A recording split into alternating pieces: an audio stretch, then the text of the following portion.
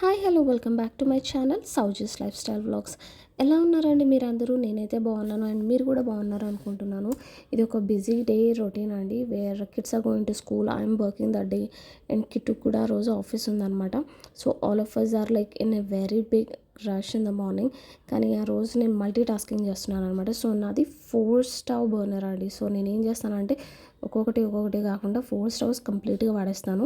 ఒక దాంట్లో బ్రేక్ఫాస్ట్ చేస్తాను, ఇంకో పక్క రైస్ పెట్టేస్తాను, at the same time curry చారు కూడా నేను చేసేస్తూ ఉంటాను అనమాట. మాకైతే ఎవ్రీడే ఒక చారు అన్న పప్పు అన్న mandatory. Most of the days అయితే స్కిప్ చేస్తాను. There are like couple of days where ఒకరోజు చేసిందే నేను నెక్స్ట్ డే కూడా వాడతాను. బట్ నాకైతే పప్పు లేదు లేదా చారు లేకపోతే అస్సలు ముద్ద దిగదు అనమాట. ఎందుకంటే మేము ఎక్కువ ఫ్రై ఐటమ్స్ తింటాము. సో ఫ్రై ఐటమ్స్ మా ఇంట్లో వాళ్ళు యాక్చువల్గా చెప్పాలంటే మా పిల్లలు మా హస్బెండ్ మాత్రం ఫ్రై ఐటమ్స్ ఎక్కువ తింటారనమాట. ఫ్రై కర్రీస్, పులుసులు అలాంటివి ఇష్టపడరు.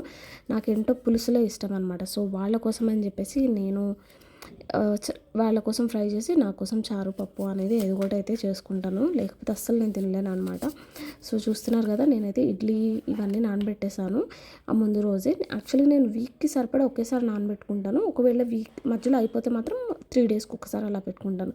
బట్ బేసికలీ నేను ప్రిపేర్ చేసుకున్న dosa batter, idli batter weekly once చేసుకుంటాను కదా, అదైతే నాకు వీక్ మొత్తం వచ్చేస్తుంది. సో మిడిల్లో నాకు చేయాల్సినంత అవసరం ఉండదు. ఇన్ కేస్ అయిపోయినా సరే నేను ఇడ్లీ దోశ బ్యాటర్ అయిపోయినా సరే ఉప్మా లేదా పోహా ఇలాంటివి చేయడానికి ట్రై చేస్తాను అనమాట. సో మా పిల్లలైతే రవ్వ ఉప్మా కానీ సేమియా ఉప్మా కూడా చాలా ఇష్టంగా తింటారు. లంచ్ వరకు వచ్చేసరికి వాళ్ళు కొంచెం విసిగిచ్చినా సరే బ్రేక్ఫాస్ట్ లవర్స్ అనమాట. ఇంట్లో అందరు కూడా చక్కగా హాయిగా ఏ బ్రేక్ఫాస్ట్ పెట్టినా సరే తినేస్తారు. సో నేనైతే ఆ రోజు 2 కర్రీస్ చేశాను. అండ్ చెప్పాను కదా, నేను హెల్తీ లైఫ్ స్టైల్ అలవర్చుకోవడానికి ట్రై చేస్తున్నాను. చెత్త తినడం కొంచెం తగ్గిద్దాం అనుకుంటున్నాను. అలానే కంప్లీట్గా స్కిప్ చేయడానికి అవ్వట్లేదు. స్కిప్ చేయాల్సిన ప్లేసెస్లో అయితే స్కిప్ చేయడానికి ట్రై చేస్తున్నాను. నేను ఒకవైపు వంట చేస్తూ ఇంకోవైపు పిల్లల్ని రెడీ చేస్తూ నేను కూడా మధ్య మధ్యలో కొంచెం వాటర్ అయితే సిప్ చేస్తున్నాను.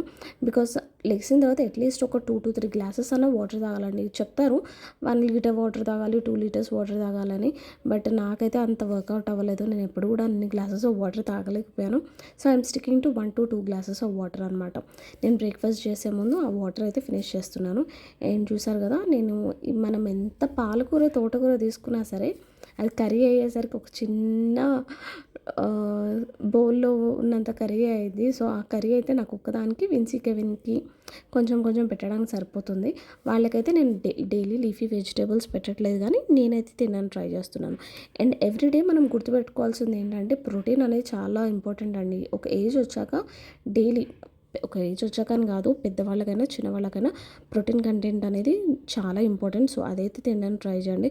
చూసారు కదా, నేనైతే ఆ రోజు చిక్కుడుకాయ కూర, పాలకూర అండ్ ఒక ఎగ్ అయితే తింటున్నాను. అండ్ లంచ్కే కాకుండా బ్రేక్ఫాస్ట్లో కూడా ట్రై చేస్తున్నాను.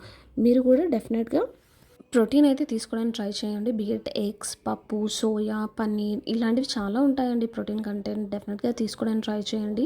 ఎందుకంటే ప్రోటీన్ అనేది బాడీలో లేకపోతే డైజెషన్ కూడా చాలా ఇష్యూస్ వస్తాయి. సో అదైతే ట్రై చేయండి. And good amount of water తాగండి. సమ్మర్ వచ్చేసిందండి, చాలా వేడిగా ఉంది. మీరు డెఫినెట్గా మీ గురించి మీరు కేర్ తీసుకోండి. అలానే మీ ఫ్యామిలీ మెంబర్స్ గురించి కూడా కేర్ తీసుకోండి.